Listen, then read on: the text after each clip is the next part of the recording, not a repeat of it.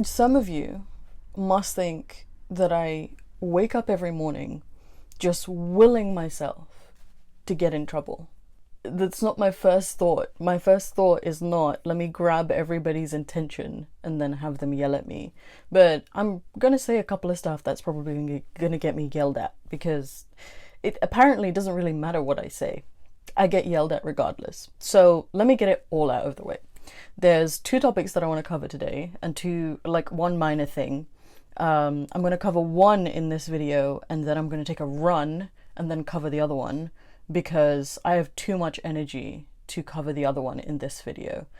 I double dosed on my antidepressant medication yesterday, and from like 6 p.m. yesterday to like 8 a.m. this morning, I was like hot flushes and migraines. The migraine was so bad, it like started here and then like traveled throughout the night. So I was waking up and passing out and waking up and passing out. It was fun. And now I have too much like sleep deprived energy. And I don't want to look insensitive in the other topic of the video that I'm not going to record right now because I have too much energy.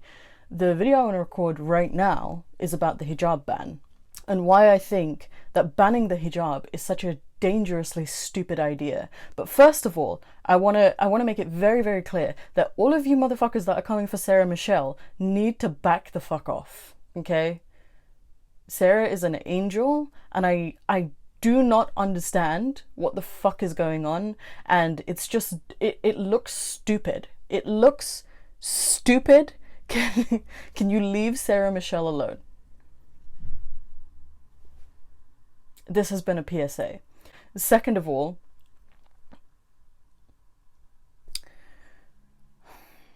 let me make my stance on the hijab very clear.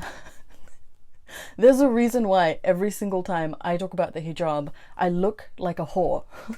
There's a reason, because I don't support it. I think that it carries a very negative message, honestly.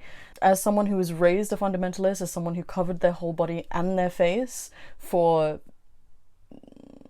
about 9 to 10 years, and like covered their body for even longer, you know, without covering my face, I can tell you for a fact that it is all about putting the onus and responsibility of like any sexual perversion on women. And it's fucked up. A, because clothes are an accessory unless you're using them for protection. So shoes and coats, fair enough. But the rest of it is just an accessory. It's dumb. It's how you fashion your body. It's the same as, you know, how you do your hair or what your beard looks like.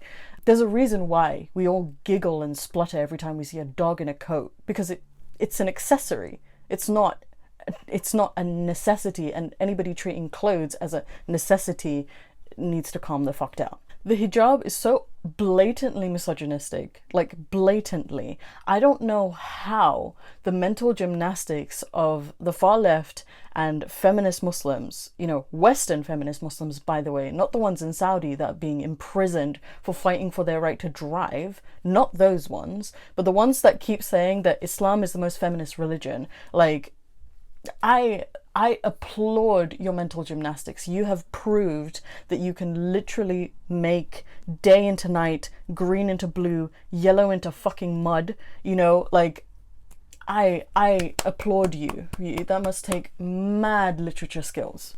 So that's my stance on the hijab. Okay, Faye, you don't like the hijab, so why are you so against banning it? When I first started talking about this stuff, about the hijab ban, about like women's issues when it comes to Islam, women have a much harder time leaving Islam because Islam is inherently misogynistic and they have fewer avenues. Like, for example, a man can get a job in Islam and he has that financial support that if he wants to leave Islam and leave his family and he gets disowned, he'll be self-sufficient in the sense that he can have a job. In many, many cultures, Islamic cultures across the world, women cannot get jobs because they are just simply not allowed to by societal standards. So it's much, much harder for women to leave Islam, even in the UK, because I did not have a job until 2016. I had no skills. I had an education because education is enforced here in the UK, but I had no skills. I had no experience. All I had was how to make chai and cook and sew and how to kill chickens. Like, maybe I could have worked as a farmer in Australia, but I don't know. You know what I'm saying? Like, it's a lot harder. So I think that what ex-Muslim men don't quite understand is, I think they're well-intentioned when they say things like, oh, the hijab should be banned. Fair enough, fine, whatever. But what you don't understand is that if you ban the hijab in any sense, it's going to cause more problems for Muslim women. And why am I speaking for Muslim women? Because I was one, and I understand the struggle of being a Muslim woman. I know for a fact that if not just the hijab, but if the niqab, like the face covering, was banned here in the UK while I was wearing it, I would never have left my house. I didn't leave my house even as it wasn't banned. Like, I only left my house to like drop off my siblings to school, come back, and that's it. Like, my dad did all the shopping. My dad did everything in the outside world. I was stuck in the inside, like in a weird fallout bunker for like 2.5 years after school. Like, I stopped going to school. It will make the lives of Muslim women so much fucking worse, especially if you ban them in educational institutions, especially if you ban them there. And you might sit down and you might say, oh, the hijab is a religious symbol, we shouldn't have any religious symbols in school, not even crosses, not even whatever. Okay, fair enough. But the thing is, hijab is not just a religious symbol, it's also an identity symbol. It's become a very, like, I don't like identity politics. I think I've made this very, very clear. I'm a very, like, you know, you have your cards and do your business kind of person. You know, I was born into a family that severely disadvantaged me, but I'm not going to complain about that every step of my life, because guess what? I have a life to live without complaining, you know? And I'm not crazy about identity politics, but the hijab has become an identity symbol. And we, as a society that values individualism, has to respect that. You know, if a woman wants to cover her head for whatever reason, she should be allowed to. Now, the conversation around niqab is a bit different because there are some security issues to consider and stuff like that. And I've covered that in other videos. But when it comes to the hijab, there are people, believe it or not, who choose to wear it. And it is not my business what somebody else puts on their head or on their body, or, you know, where they go and what they do. I do have a problem with it being enforced societally and in terms of law, like we have that kind of force in Saudi Arabia, Iran, and other places. And in terms of like societal pressure, you have it across the Muslim world, across the board. No, I am not for that. But an individual's choice to wear a garment on their head or covering their body, why is that my business? Why is that the government's business? Why is that an educational institution's business? Stop. It's dumb. It's dumb.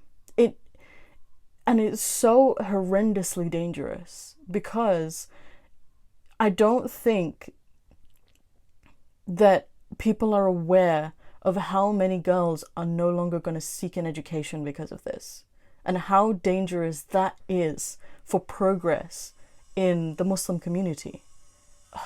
I really, really do not like that governments are going out of their way to tell people how to dress. Like, I just don't. It would be the same if the government was just like, Faye can't wear shorts anymore. It's the same. Because to me, all clothes are accessories. You know, why the fuck can't I wear shorts? Why the fuck can't Muslim women wear hijabs? Stop this nonsense. Stop this nonsense. In the next video, I want to talk about the actual genocide that's happening in China. And I need to have a slightly more somber approach to that. So I will be having a slightly more somber approach. I'm going to need to run around in the garden or in the park for a little while because there's just too much going on here. I need to calm down a little before I do that, because the last time we did something like that, we talked about the protests in Iran and all of the people who'd been killed in that protest that only happened last year. and we need a more somber approach, and I just thought this was too much. I originally was going to cover both of these issues in one video, but I can't. It's too fucking serious and too fucking scary to have this much energy for that conversation. So stop banning the hijab, stop limiting Muslim women, stop, understand our issues before you start speaking for us. And I am saying us, because I was a Muslim woman and I understand the experience. Stop it. Stop it. Education was my key to finding my way out of Islam. Education was a it was such a beneficial tool for critical thinking and the ability to listen to others and understand and glean knowledge. And the fact that this is now being taken away because of a piece of cloth that, while it may be religious, is stupid to me. It's ridiculous, and I really, really hope it's overturned. And I'm going to look up if there are any protests going on in this country for that. Because I'm really angry about it. I'm really fucking angry about it. And I'm even angrier that people in our community, in the ex-Muslim community, in the atheist community, in the agnostic community, whatever the fuck community, does not understand the fallout that will happen from something like this.